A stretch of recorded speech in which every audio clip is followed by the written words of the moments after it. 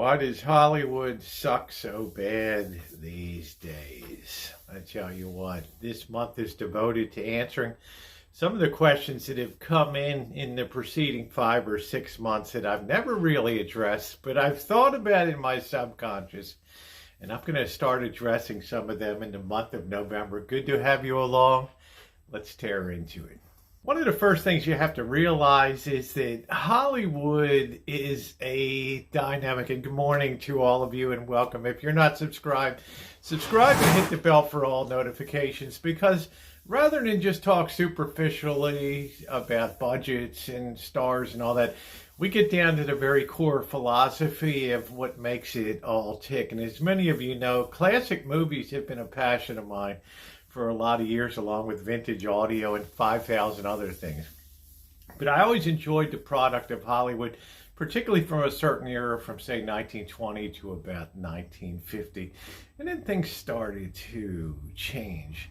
Well, we've just come through an election. We're in an era of wokeism and diversity, inclusion, and things like that. And the question comes up, what is the toll that this has taken on Hollywood, and particularly the entertainment industry? Because Hollywood is just a part of the entertainment industry, and one thing we have is this perceptual problem of not seeing that Hollywood is no longer the entertainment industry.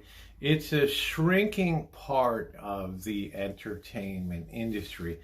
Well, that's far different than it was years ago, where we had Hollywood dominate television, radio, and movie theaters. Today's a far different story.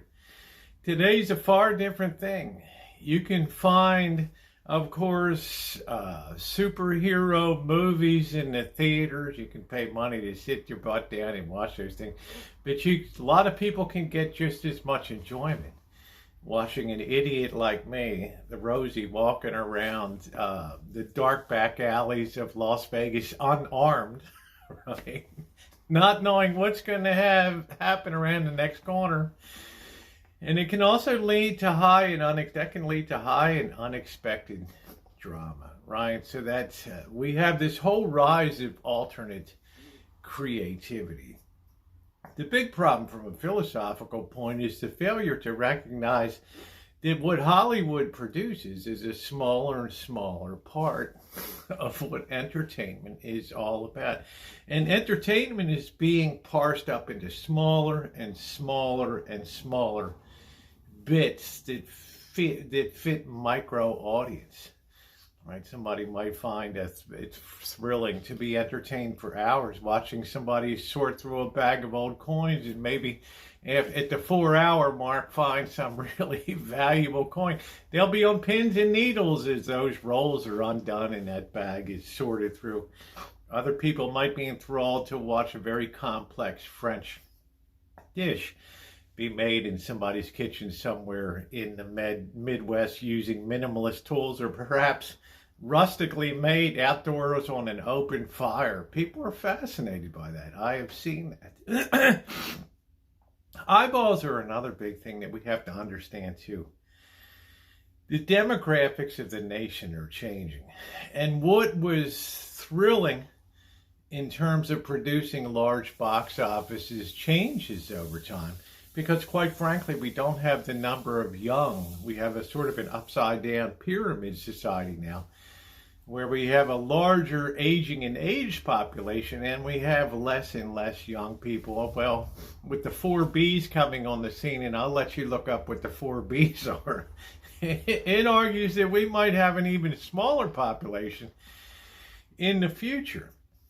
And of course, Hollywood is only going to latch on to what's going on right now, and then they will ride that into the ground, superheroes and things like that. I doubt many people my age go and watch superhero movies. Most of us have turned away from Hollywood at our age because there's really nothing there that appeals to us. It's either people getting their heads ripped off, eyeballs gouged out, or heads imploding, and weirdo alien things flying all over the spaceships out there.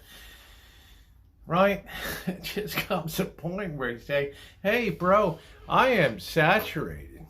Okay, I just can't tell you. There's really nothing that appeal. And you find more enjoyment and more of a similarity and more of a liking in hanging out with people that you have something in common with. And that's the power of social media. Over time, it pushes us all through the sieve, so we end up where we're the happiest and we are the most entertained. Doesn't mean it can't change. But as far as Hollywood is concerned, when you're in that mode that costs become so high and the audience shrinkage is so great, it's been occurring over the last 10 to 20 years in particular. And you have things like writers' strikes and production studio strikes. And there's a cost entailed in meeting those demands. And it makes the cost of producing movies higher and higher. It also lowers the ability or the acceptance of studio executives to take on creative new products that might result in entire new genres of entertainment. It's just impossible with the cost of production. We can't throw $100 million into somebody that nobody even knows on a storyline. I don't know. So what we end up doing is we just keep producing a la Henry Ford. We keep producing our black Model T's going out the back date because we can't think of anything else that anybody would want except the Model T in the color black, and God knows it would cost a fortune if we had to retool. Well, of course, Ford was eventually forced to retool and shut down and produce the Model A. Hollywood can't really shut down per se. It did a lot during the pandemic, but shutting down is really not a possibility these days. And they will continue to grind out what they think will be enough to just show a profit. But the profit leads, not the creativity.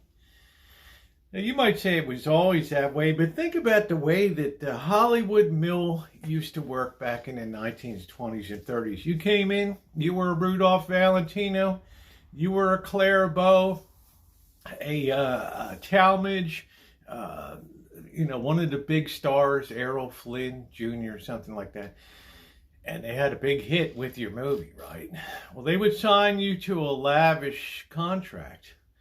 But they would also, especially if you weren't a top tier actor or actress, you would work your fanny off for the next year, 2, 3 of your contract, producing movie after movie. Some of these stars might do 10 movies a year.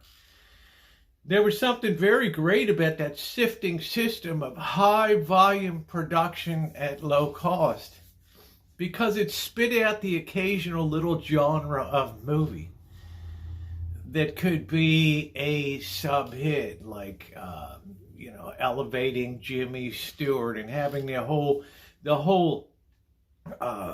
Thin Man series, that whole genre. And there was other genres of movies that would come along, and then you could get into the noir, the dark noir, the Maltese Falcon, movies like that, Key Largo. And these things would just emerge by chance. Nobody ever sat down. Yeah, occasionally they would purchase a good book. They would purchase a well-known book from an author and make that into a movie, but they never really expected or knew if it would be a hit or not. But out of that constant shifting of high input, you had creativity. Really, once in a while you would sift through and you would have a diamond that comes out. Mr. Smith Goes to Washington, or The Wizard of Oz, The Philadelphia Story, this type of classic movie, Citizen Kane and things like that today. But it was a struggle a lot of times to get movies made. They weren't made by big executive conferences. It was either Louis B. Mayer or somebody else sitting at the head of the studio and making the final decision about things. We also came to the time when Hollywood reached the zenith of its power, probably in the 1950s, and early 1960s, and the studio executives started to see that there was definite influence, especially with the rise of television, that these stars could be used to promote and influence people. And the earliest influence, of course, came in radio programs, but it came more pronounced when it came to TV. And this accentuated through the 50s, 60s, 70s, 80s, 90s, to the point where we started to bleed over to politics. I doubt if any of you could name any very popular star from the golden age of Hollywood, from say 1929 until 1950. I doubt you could name the political affiliation of many stars at that particular time.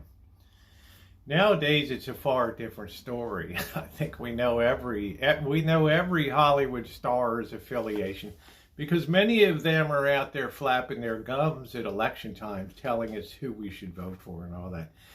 You are an actor or an actress. You have a right to express your opinions, just like anybody else does.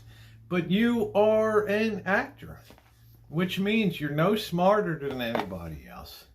Arguably, you could be a lot dumber than a lot of other people, because you didn't take the requisite courses to balance out your education, say in economics or history, mathematics, things that might give you real world relevancy. But you chose to pursue the dramatic arts, which is great. Singing, acting, your job's to entertain, and we love it. But I'll just say it comes a point where the wheels start to really come off Hollywood now, because instead of focusing on how good of an actor you are, we become subject to your political opinions. And I'll just be quite honest, the relatability between, say, a Rosie O'Kelly and you is like night and day. I don't have a $6 million mansion that I can sit in front of and try to relate to the struggles of some slob on a rancho in North Central California. And sorry, we're just irrelatable. I worry when I have to pull up to the gas station. I worry when I shop for my groceries and things like that. Okay? We don't relate. We relate on an entertainment level, but we don't relate in a real life level. Because I don't tell you how to fix a toilet or wire up a new light, or fix a rotten piece of flooring, do I? No, I don't. So this bad brew of demographics that continue to work against the high cost of production, that continues to slash the creativity mill here. New ideas not welcome. We got to keep rehashing the same old crapola again. That's going to accentuate and get more and more. And the few things that really succeed, I mean, we've seen Tom Hanks flop this year. We saw the second Joker movie. Man, they buried that thing like a corpse after a few weeks. You know, they thought the success of Joker 1, and here comes Joker 2. It's in the bag, and they're probably licking their chops with glee. Right? And all of a sudden, that baby flops like a featherless turkey into the grave of lousy hit. We start to see that you got to plug a fortune into these movies, right? And there is no other budget to take on smaller projects. So, well, people out there in the internet world, from doing stupid live streaming, right, to travel, cooking, fishing, crabbing, vintage audio, they're the people that are really entertaining now and really getting the eyeballs, especially as we get older, because, well, people like that are relatable to people like us today. And entertainment has become more and more narrow focused, and Hollywood continues to shrink and shrink and shrink and shrink in terms of relevancy. And, well, I'll tell you, in the future, I would expect some of the studios to go bankrupt, because it's just a bad brew, and probably reach an era where we really have to take a hard look at hard look at the star system and see How can we make a go of this with high production costs and having to pay this guy $50 million to do a movie or whatever, right? It's just not going to work. You look at the cost also, and I'll leave this final note. You look at the cost of packaged corporate entertainment, from $25 movie tickets. Okay, they give you a seat with a little more padding for your ass. Big deal.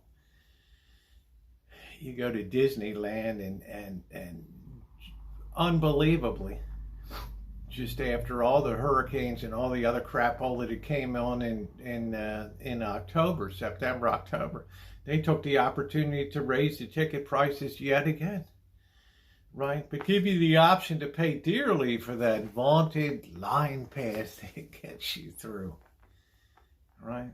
And here are parents and squeezed in the middle of that and know their kids want to go to that kind of place and just like struggling mightily to make that happen. So the cost of it, economically speaking, also defeats it in the end too. It just becomes too unaffordable to a shrinking target audience that's actually growing older and less interested in that type of entertainment as time goes on. I addressed it. These are my thoughts. I'll be glad to hear your opinions down below about Hollywood. I've certainly told you what I think has changed over the past decades or so and gotten worse. I don't think Hollywood in its wildest days, nor did I ever imagine that we would have a period of time when entertainment would be so diffused and spread out, decentralized from Los Angeles, that it would actually come a day where it threatened the whole entertainment industry, quote unquote. Well, that day is come today. If you've enjoyed the content today, please take a second to hit the subscribe button and the bell for all notification. I'll be answering more questions that I've gotten, particularly over the last 5 months or so, concerning, the philosophy of everything from the philosophy of the Federal Reserve to post-election, a real insightful post-election thoughts on what really mattered when it came to election day. So please subscribe and hit that bell for all notifications. And thank you very much for watching today. I look forward to your comments down below. What do you think sunk Hollywood? Let me know in the comment section. In the meantime, I will see you guys down the road. More video content to come. Vintage audio, metal detecting, travels, adventures. Be a part of it. Thanks, everybody.